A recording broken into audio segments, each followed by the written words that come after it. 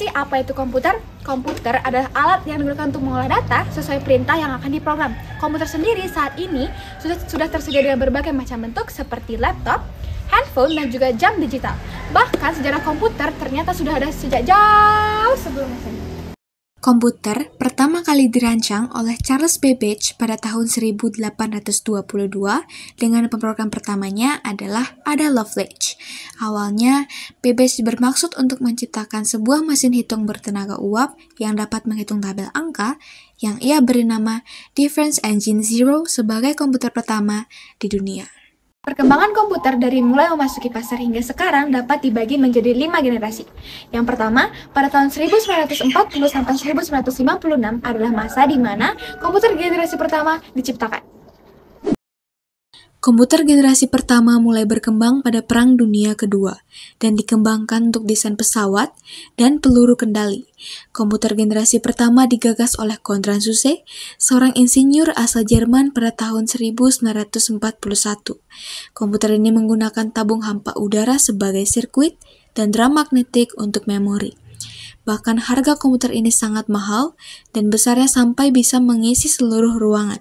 Contohnya ENIAC, yaitu komputer elektronik pertama di dunia.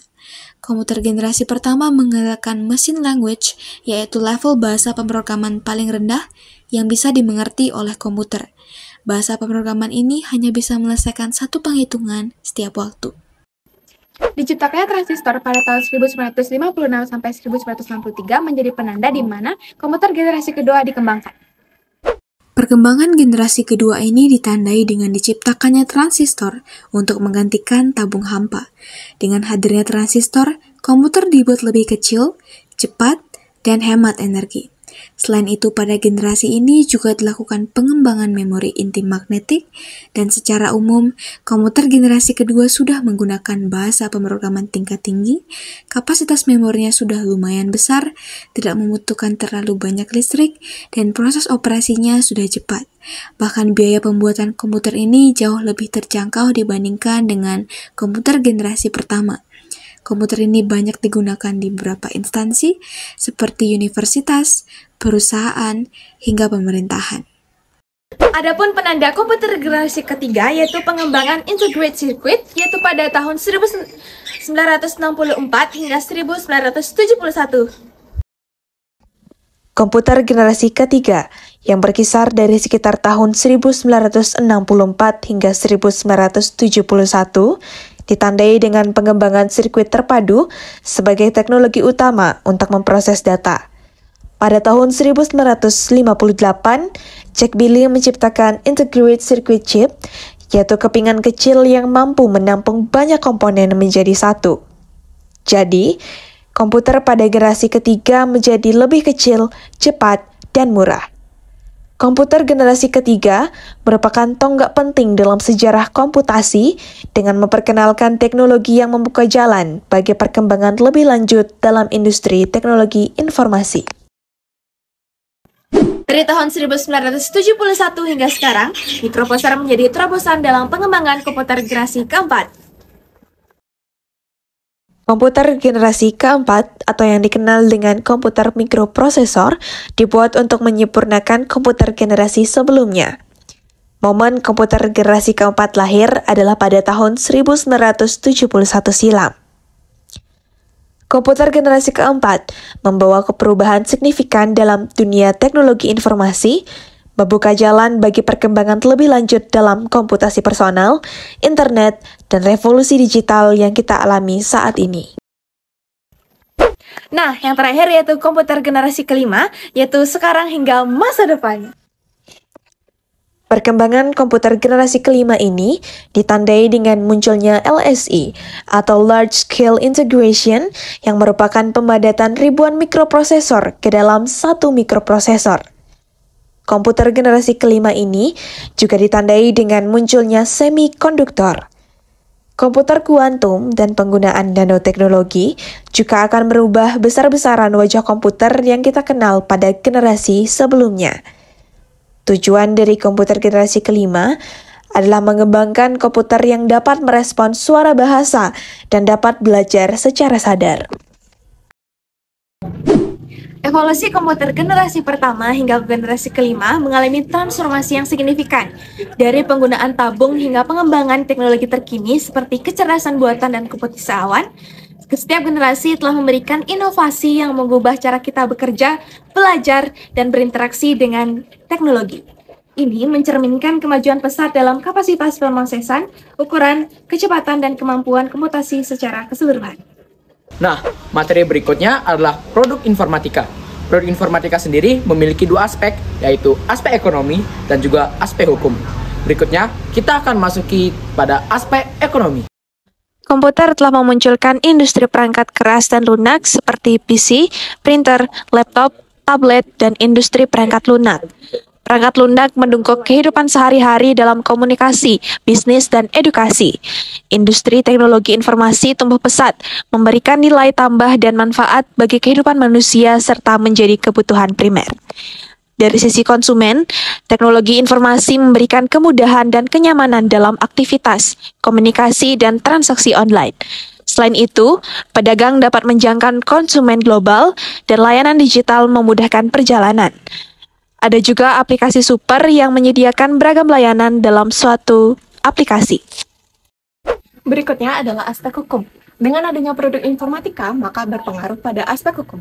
Salah satunya adalah dibentuknya produk hukum atau legalitas yang mengatur produk informatika, yaitu berupa lisensi.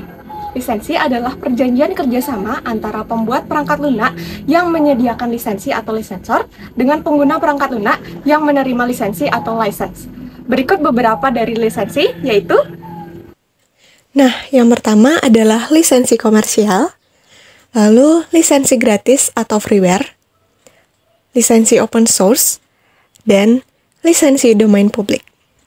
Yang pertama kita bahas lebih lanjut dari lisensi komersial. Lisensi ini bersifat paling mengikat, biasanya diterapin untuk perangkat lunak berbayar dan rentan terhadap pembajakan, terutama perangkat lunak yang diperluin oleh banyak orang.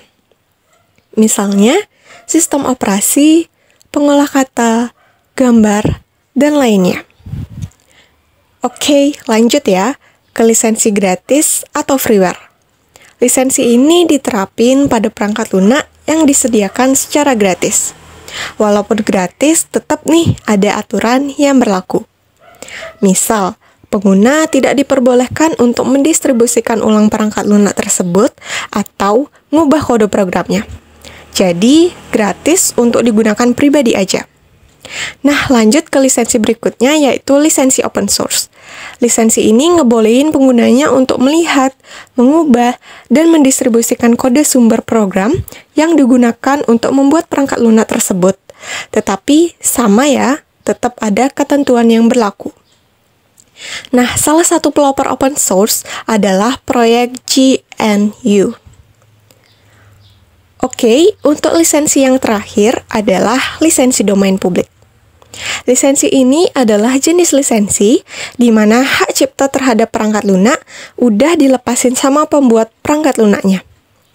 Sehingga kepemilikan perangkat lunaknya diberikan kepada masyarakat umum. Berikutnya, ada karir informatika. Di era Society 5.0, ruang cyber dan ruang fisik adalah fokus utama dalam teknologi. Teknologi berperan sebagai penyeimbang kemajuan ekonomi dan penyelesaian masalah. Informatika dapat ditingkatkan dengan cara pelatihan dan penyuluhan. TIK biasanya lebih banyak menggunakan aplikasi dan komputer untuk komunikasi digital. Nah, jadi ada beberapa karir yang bisa kita jalani di bidang informatika, yaitu yang pertama itu ada komputer programmer. Jadi, komputer programmer merupakan seseorang yang bekerja di bidang teknologi informasi, terutama dalam perancangan, pembuatan, pemeliharaan, dan pengembangan suatu program.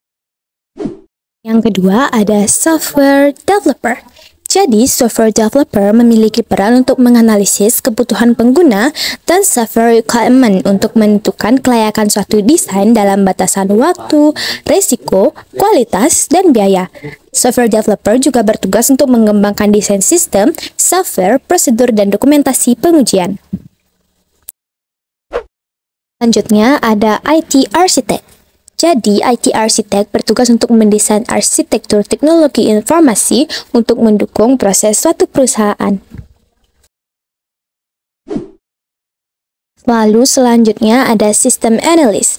Jadi, sistem analis ini bertugas untuk menganalisis juga menerjemahkan tujuan bisnis menjadi produk-produk dalam konteks informatika. Produk ini disebut dengan computational artifact, yaitu berupa proses bisnis dan spesifikasi kebutuhan sistem informasinya. Yang kelima ini ada computer scientist. Jadi, computer scientist merupakan seseorang yang menciptakan suatu prinsip, metode, dan praktik baru di bidang komputer. Terus harapkan agar suatu saat ku berjumpa lagi. Semoga saja daku sempat berkenalan denganmu dari hati ke hati, lalu bicara cinta berdua. Ingin ku mengejar 1000 bayangmu, namun apa daya tangan tak sampai. Memang benar apa kata pepatah, kalau jodoh tak lari kemana, duhai kekasih. Sumpah mati padamu ku jatuh hati, oh, yeah. Sumpah mati padamu ku jatuh cinta.